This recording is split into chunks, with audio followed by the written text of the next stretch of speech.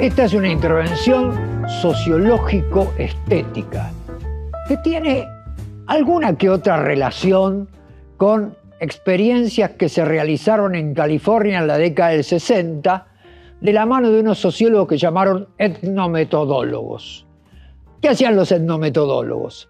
Los etnometodólogos lo que hacían era realizar acciones que producían una ruptura del fluir de la vida cotidiana para desnaturalizar ese conocimiento dado. Le llamaban experimentos de ruptura.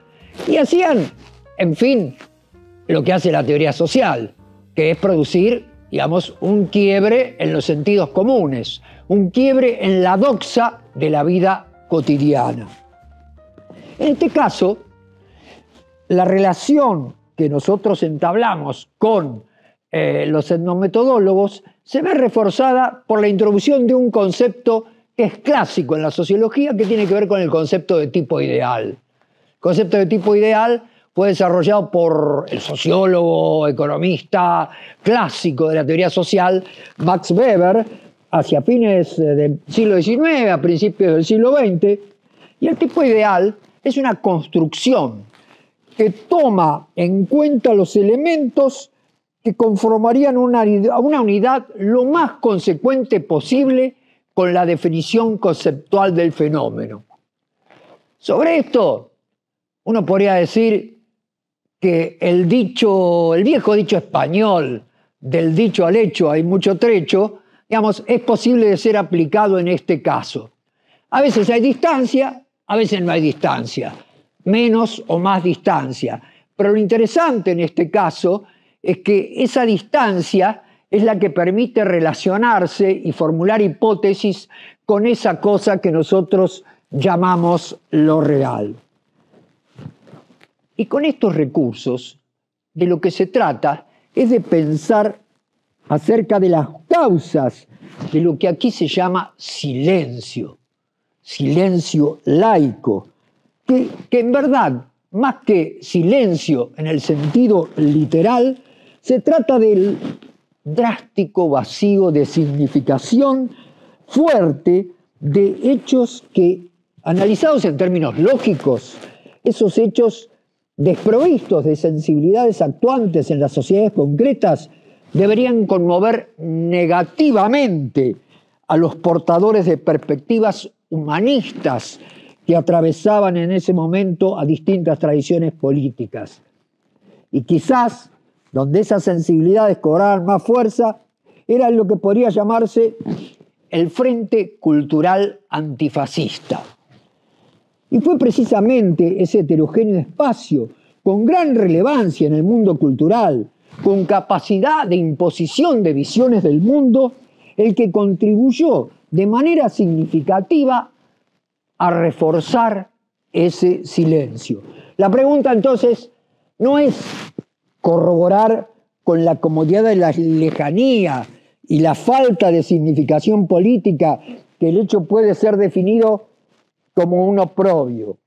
Se dice oprobio en un documental, se dice oprobio en un programa de televisión, se dice oprobio en una conversación de estudiantes universitarios, pero la verdad, la calificación no tiene carnadura política real, porque la verdad, en el último acto de homenaje a las víctimas del hecho del que hablamos, que es el bombardeo en el mediodía del 16 de junio de 1955 a los civiles que paseaban por la Plaza de Mayo, en el último acto del 14 de junio del 2023 había literalmente 7 personas que patéticamente arrojaron flores en la Plaza de Mayo. La pregunta entonces no es si el hecho es oprobioso o no es oprobioso, porque decididamente lo es. La pregunta es por qué amplias franjas relevantes del mundo de la cultura con sensibilidad humanista, reforzada por el antifascismo, vaciaron de sentido este hecho que puede ser un hito de la historia argentina del siglo XX. Y aquí es donde recorrimos al tipo ideal. ¿Cuál es el tipo ideal? Un hombre de Bohemia ácrata del centenario, implicado sensiblemente con la República Española, antifascista y por lo tanto decididamente opuesto a los gobiernos de Perón. Un hombre que trabajó en las secciones de cultura de los diarios y que en ese presente de 1958, año en el que está cumpliendo sus 68 años, se formula algunas preguntas. Se hace preguntas que a su juicio son derivadas de una moral que comparte con gran parte del mundo antifascista de la cultura, pero que por razones que trata desesperadamente de entender, la formula en contundente soledad, obteniendo, en el mejor de los casos, una incómoda indiferencia.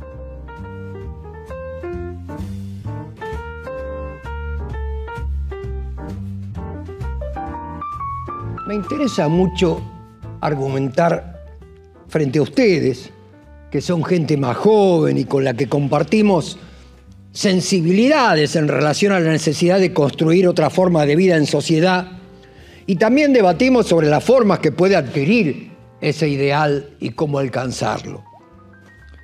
Ustedes habrán escuchado de muchos compañeros de redacción y de otros camaradas del mundo de la cultura que me he vuelto insistente sobre la necesidad de debatir y de otorgarle una significación consecuente con nuestras preocupaciones a los bombardeos y ametrallamientos de la población civil ocurridos el 16 de junio de 1955 al mediodía en la Plaza de Mayo. También les habrán contado que se hacen bromas, ni siquiera maliciosas, sino como quien habla de alguien poseído por una extravagancia de la vejez, sobre unas repentinas simpatías mías hacia el peronismo. Tampoco lo dicen en serio, porque todos saben de mi clara oposición al régimen depuesto, como dicen los diarios. Pero, ¿por qué creo que es importante debatir con ustedes, que son gente joven, sobre estos hechos? Por dos cuestiones fundamentales. Por lo que significan en relación a las tradiciones humanistas y porque nadie, y digo específicamente nadie de nuestra propia sensibilidad cultural, quiere abordar lo que yo creo que puede ser una herida abierta con graves consecuencias para el futuro de esta sociedad. ¿Qué significa este hecho en relación a lo que llamo tradiciones humanistas? Sensibilidades dispuestas a dar pelea contra formas organizativas e institucionales que oprimen, restringiendo la libertad y los derechos de los seres humanos. Nos indignamos como corresponde con Guernica. Todos nos indignamos por Guernica y convertimos en un símbolo de la barbarie fascista a Guernica. ¿Por qué entonces callamos con los bombardeos a población civil y el ametrallamiento de esa población el día 16 de junio de 1955? ¿Por qué callamos sobre todo los que tenemos esta historia en nuestros cuerpos? Y estas sensibilidades no son flor de un día. Están presentes desde muy temprano en nuestra sociedad. Y de algún modo, mi vida tiene que ver con ellas. Yo ni bien egresé del Colegio Mariano Acosta, comencé a colaborar con la revista Germen, revista de sociología, que dirigía quien hoy es mi amigo, Alejandro Modé, y que firmaba como activista y escritor Alejandro Sux. Fueron los años previos al centenario. Soñábamos en esas épocas con un mundo nuevo que parecía cercano. Poetas, escritores, científicos se comprometían con la causa de los desheredados. Andábamos del Café de los Inmortales, íbamos a la redacción del diario La Protesta y terminábamos la noche en una fonda del Paseo de Julio. Alejandro lo cuenta de manera muy agradable en este librito que me gustaría que ustedes lean en algún momento, que se llama Bohemia Revolucionaria, en donde cuenta algunas de nuestras aventuras hasta 1907, 1908.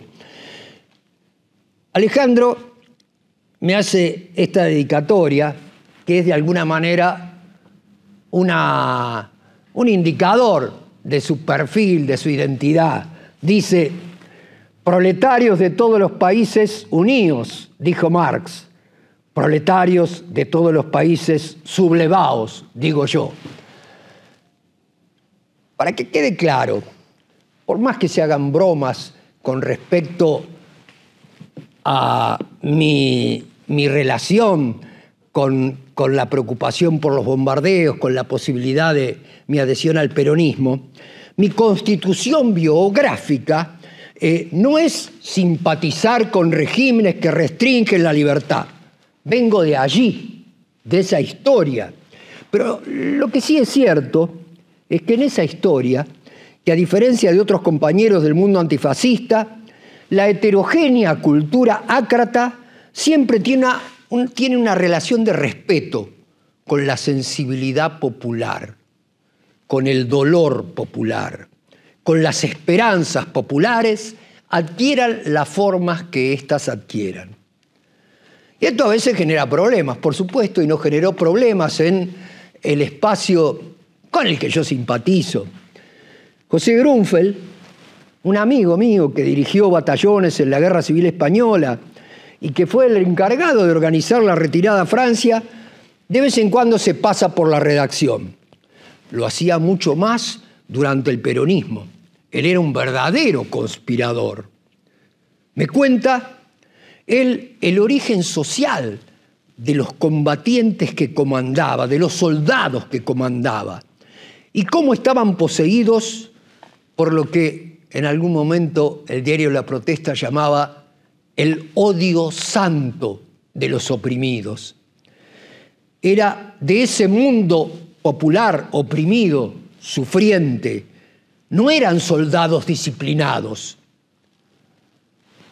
Me cuenta José que un día toman un poblado, una aldea, con el batallón. ¿Y qué es lo que ocurre? En ese poblado había un convento. Había como 20 o 30 monjitas. Muchos de los muchachos, algunos de los muchachos sobre todo, nuestros muchachos eran rebeldes, eran pasionales, muchos de ellos analfabetos, pero tenían un gran respeto por la cultura y por nosotros que encarnábamos esa nueva forma de vida, que poseíamos los libros, pero que además teníamos sensibilidad con sus dolores. Y eso me trajo problemas porque los muchachos querían fusilar a todas las monjitas.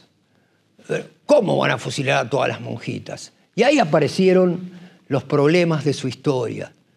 Sus hermanitas humilladas por haber quedado embarazadas, el secuestro de los niños que no pudieron ver nunca más.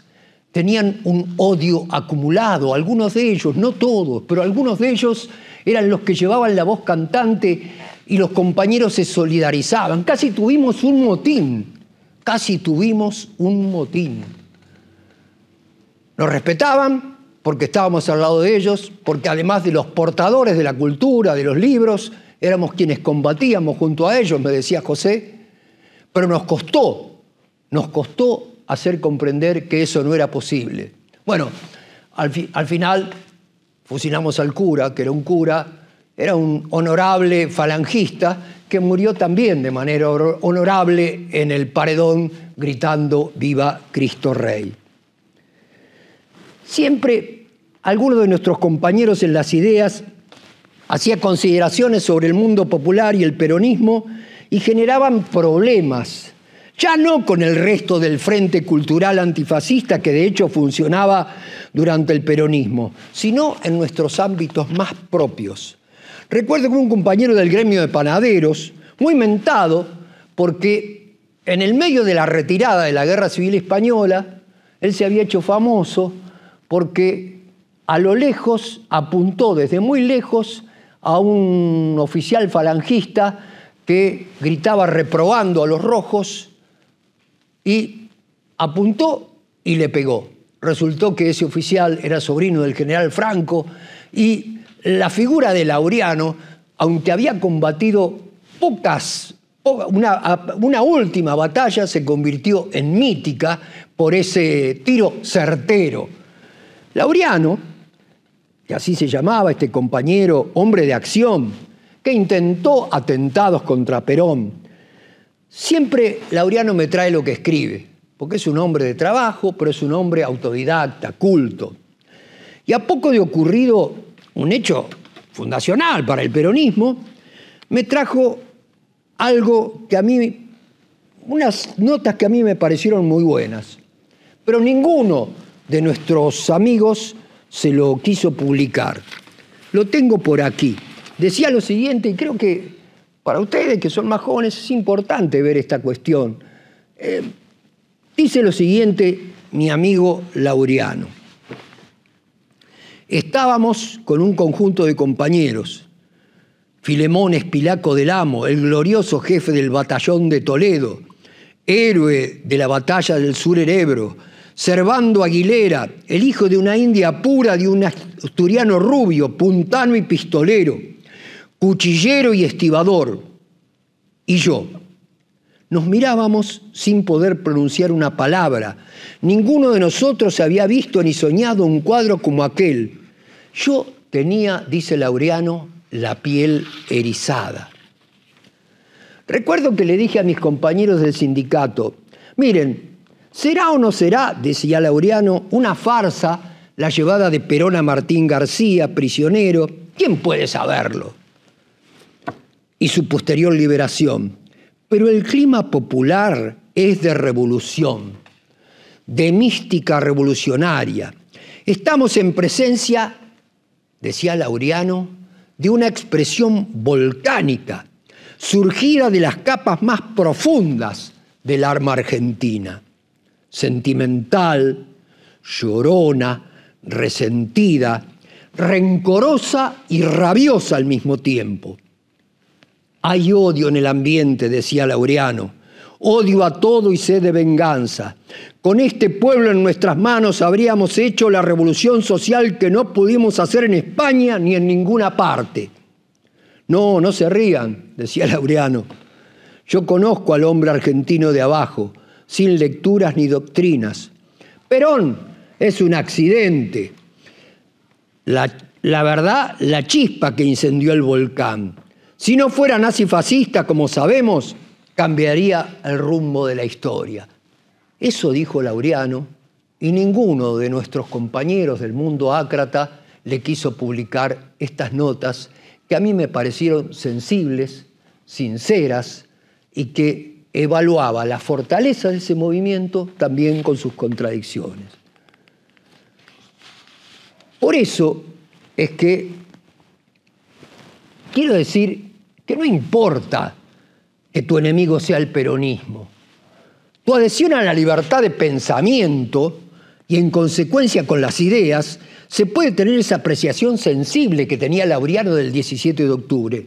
No importa que el escritor haya adherido a la Falange en la Guerra Civil Española. Por eso me cae bien ese muchacho que ahora está en Francia, Julio Cortázar, que hizo una crítica muy interesante a una gran novela experimental de alguien que se llamaba Marechal, que todos ustedes conocen, y que había escrito El Adán Buenos Aires. El Adán Buenos Aires, dijo Cortázar, es una gran novela experimental. La crítica se la publicaron algunas personas del mundo socialista, del mundo antifascista, en la revista Realidad en 1949. No le quisieron publicar eso en la revista Sur. Y seguramente tampoco lo hubieran publicado en alguno de nuestros medios. No es extraño entonces que si tenemos estas referencias se puede ver como un hecho horroroso la descarga de bombas en pleno centro de la ciudad en un contexto de paz, en un mediodía laborable, ametrallando además a la población civil. Y en verdad, me resulta molesto que ninguno de nosotros que vive en esta ciudad ni siquiera comente sobre tragedias individuales producto de ese hecho, que la verdad bien pueden ser más o menos cercanas.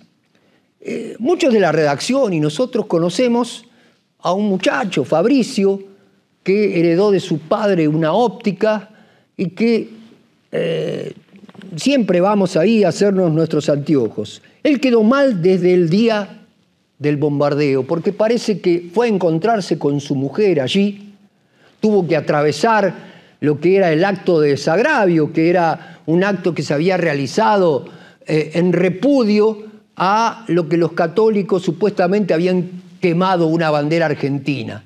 Ese mismo día en la catedral, en la Plaza de Mayo, había un acto de desagravio y por allí pasaba Fabricio, iba a encontrarse, que no le interesaba la política, iba a encontrarse con su mujer en un bar de la Recoba. Se encontró con ella y ella murió allí en ese bombardeo. Nos cuenta la empleada de la óptica que Fabricio está como abstraído, que de vez en cuando dice el nombre desagravio, que era el acto por el que cruzó en la Plaza de Mayo, y dice el nombre Elisa, que era el nombre de su esposa. Está como perdido. En realidad, hay varias experiencias de esta. El farmacéutico de mi barrio me comenta que, ustedes saben, yo vivo como a 30 cuadras de la Plaza de Mayo. El farmacéutico de mi barrio me comenta que el doctor del barrio, el doctor Langeri, había atendido heridos ametrallados. ¿Por qué ninguno de nosotros dice nada sobre estas cosas?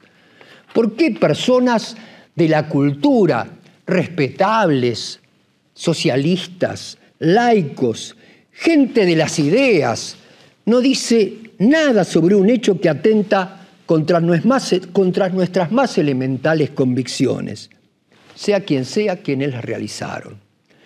Pero que además se hizo levantando banderas que abren un abismo infranqueable entre ellos y nosotros.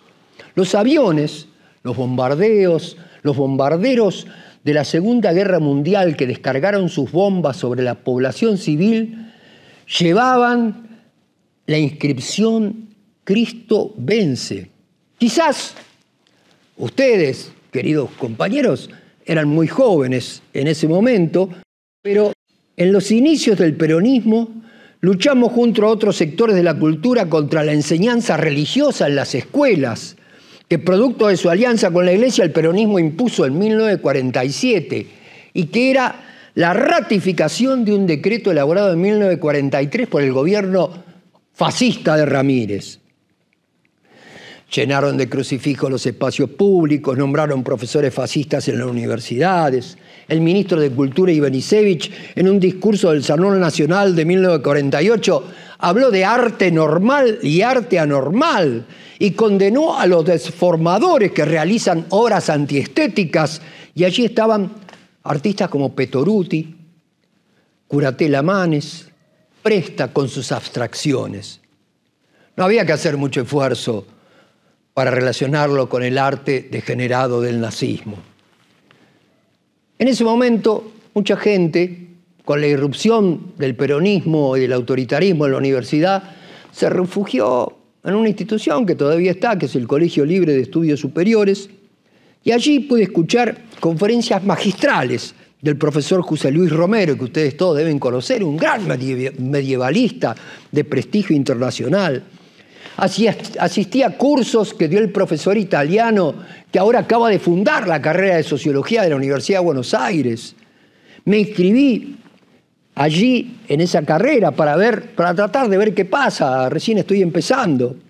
Y hace unos meses asistí a una mesa de debate en la que estaban el profesor Romero y también su joven discípulo Alperín.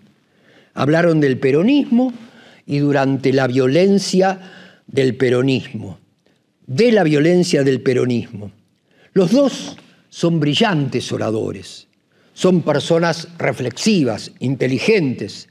¿Qué recordaron de la violencia? Recordaron solo un hecho que había ocurrido la misma tarde posterior y noche posterior al bombardeo, que era la quema de iglesias por parte de algunos sectores del peronismo. Bueno, está bien que se condene eso. Ahora, no se puede hablar solamente de violencia. Está bien que en la iglesia de San Francisco exista una vitrina con una de las columnas quemadas por la barbarie peronista, pero no se puede omitir el otro hecho, que es un hecho horroroso.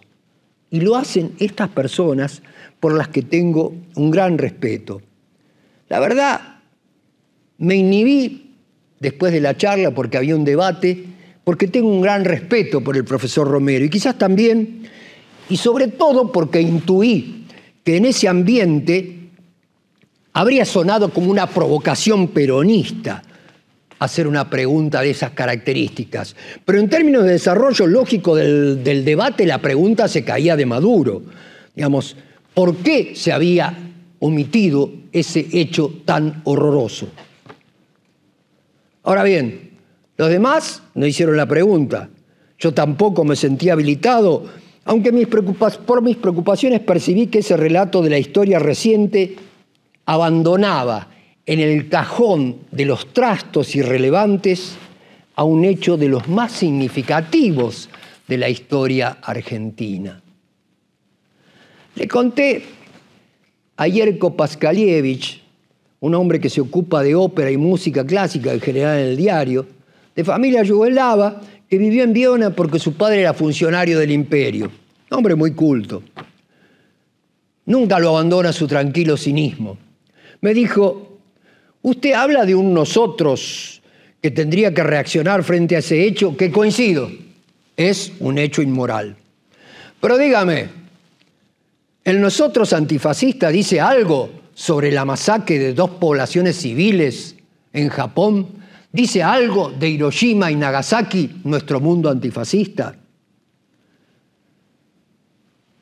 No subestimo lo que dijo Yerko, y puede que me ponga en el lugar de los ingenuos, pero creo que es importante dar el debate sobre este hecho puesto en el trasto de los hechos irrelevantes. Y yo creo que si no se lo exhuma críticamente, será un tenebroso virus que se extenderá subrepticia y decididamente sobre los distintos sectores de la sociedad argentina.